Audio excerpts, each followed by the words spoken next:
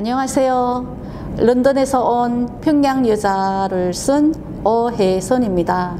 지금은 정치인 태영호의 아내로 그리고 두 아들이 엄마로 열심히 살고 있습니다. 그렇죠. 뭐 우선 저를 사람들이 그렇게 불렀거든요. 저 500년 가족이야? 이렇게 500년 일가야? 이렇게 불렀거든요. 근데 철없을 때는 정말 내가 특별한 줄 알았어요. 사람들이. 그리고 네, 근데 그게 나이 들어서 이제 학원 다니고 얼마나 많은 애들이 또 권력을 누리다가 또 이렇게 순간에 부모님들의 그 죄 아닌 죄로 이렇게 없어지는 애들을 보면서 이게 큰 게 아니로구나. 그때 딱 깨달았어요, 제가. 나 특별한 애가 아니로구나 하는 걸 외국 학원에 가서 알았어요. 그래서 권력의 무서움을 알게 된 거죠. 그때. 그래서 난 절대로 권력을 쫓아서 살지 않으리라 하는 생각을 어릴 때 했어요. 권력이 무섭더라고요. 그래서 학원이 6년인데 1학년에 입학하면서 만났던 애들이 여느 평범한 집 애들은 다 그대로 있는데 간부집 자녀들은 다 거의 다 없었어요. 딱 한 명만 남았어요. 김씨 패밀리, 로열 패밀리죠.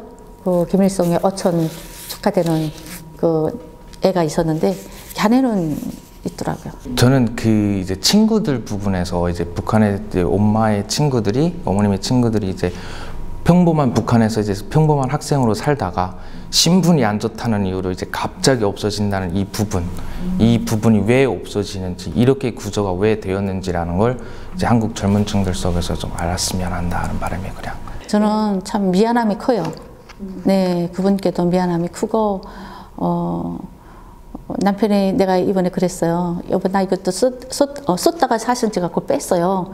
그랬더니 남편이 왜 안 쓰냐고, 쓰라고 괜찮다고. 그래서 다시 넣었거든요. 근데 우리 남편도 알죠. 내가 평생 좀 미안함, 그렇게 미안하게 헤어졌고, 기국자, 그렇죠. 제가 굳이 그걸 쓴 것도 북한의 사람들을 이렇게 등급으로 만들어 놓고 자기에게 충성할 수 있는 사람, 충성할 상황에 있는 사람, 또 충성하고 있는 사람, 이런 걸 이렇게 쭉 갈라놓고 사람들을 실제 생활 조건을 보장해주는 그런 것도 또 이렇게 등급을 매겨서 충성을 또 호도하고 강요하고 이런 사회라는 걸 좀 보여주고 싶어서 내가 굳이 또 기육자에 대한 설명을 또 많이 하기도 했어요. 우리 아버지는 왜 불신을 받았을까? 해외 관련자? 아빠는 그렇게 될까? 해외 어쨌든 가족이 있으니까 아빠도 그래서 충성하기 위해서 헤어지긴 했지만 저는 내가 그때 그렇게 헤어지면서 내가 아버지에게 헤어지겠어요, 안 만나겠어요 하고 대답한 것도 우리 아버님의 아픔을 내가 살면서 느꼈기 때문에 아버지가 그때 이 심정이었구나. 충성하기 위해서 나는 희생한다. 이런 심정으로 아버지가 헤어지겠구나 하는 생각을 했었던 것 같아요. 그래서 아버지 지금에 와가지고 아버지가 헤어졌던 그 딸도 더 관심이 두게 됐고 그런가 봐요. 네, 있어요. 우선 아버지가 많이 괴로워하셨다는 거 잊지 못해서 평생, 그리고 마지막 순간까지도 그 딸을 찾으시다가 가셨다는 거, 그리고 우리 아버지와 어머니와 형제들과 제가 진 만든 그 아픔을 꼭 내가 그래도 보상은 못하지만 그래도 좀 풀어주고 싶다고 말해주고 싶어요. 우선 어머니가 허이국, 북한에서는 허이천국이라는 김일성, 김씨 패밀리들이 사는 주석궁이 있죠. 거기서 금식준이를 했어요. 금식준이라 하면은 김일성 일가가 하는 식사를 먼저 맛보고 이건 합격이다, 불합격이다 이런 걸 하셨거든요. 근데 그러다 보니까 어머니가 음식 솜씨가 좋았어요. 예. 그리고 또 부지런하셨고. 그래서 그런지 조금 천성적으로 조금 많이 먹어봐서 그런지, 네, 간도 좀 잘 맞추고, 우선 사회주의 공산주의로 사람들을 호도하지만, 또 한편으로는 자기네는 영원히, 그 김씨 일가는 영원히 이렇게 그 창시자고, 이 북한의 태양이다, 북한의 신이다, 이렇게 또 이 이중적인 이런 사회주의 공산주의 사회에서는 있을 수 없는 이런 세습적인 것도 또 뽀조시 강조를 하고 있거든요. 근데 우리 어머니가 엄청 그 이지적이고 또 그러세요. 정말 그러신 분인데도 자연히 공주님, 이거는 벌써 세습을 인정한 거잖아요. 그러니까 북한 사람들이 세습을 인정한 거예요. 그러니까 사회주의, 공산주의에는 세습이 없다 하는 걸 북한 사람들은 모르는 거예요.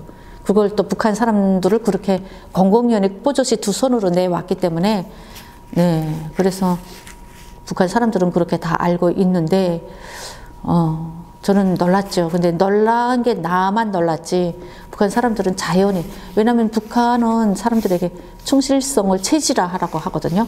김씨 일가에 대한 충실성을 체질화. 모든 교육과 모든 활동과 생활조차도, 개별적인 생활조차도 충실성에 근거해서 진행되기 때문에 사람들이 저도 모르게 그렇게 세뇌가 돼요.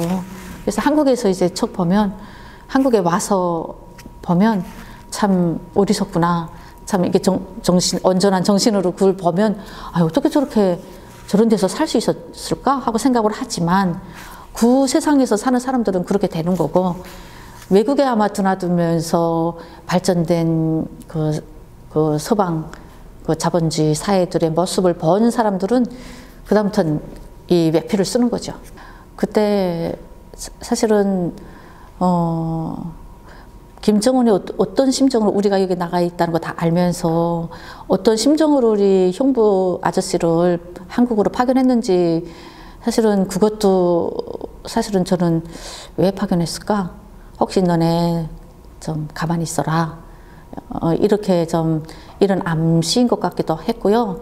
그래서 괜히 그게 그 형부와 이게 연관이 됐다가, 여기는 우리는 아저씨라고 그러거든요. 여기는 형부라고 그러는데 제가 편하게 아저씨라 할게요. 근데 아저씨를 만나지 않으려 했어요. 저는 괜히 그 방해가 될 것 같아서. 근데 판문점에 착 도착했을 때 아저씨 얼굴을 쭉 보니까 많이 이렇게 힘들어하는 것 같더라고요. 막 격정에 이렇게 막 말도 이렇게 힘들게 하시고. 그래서 아니다.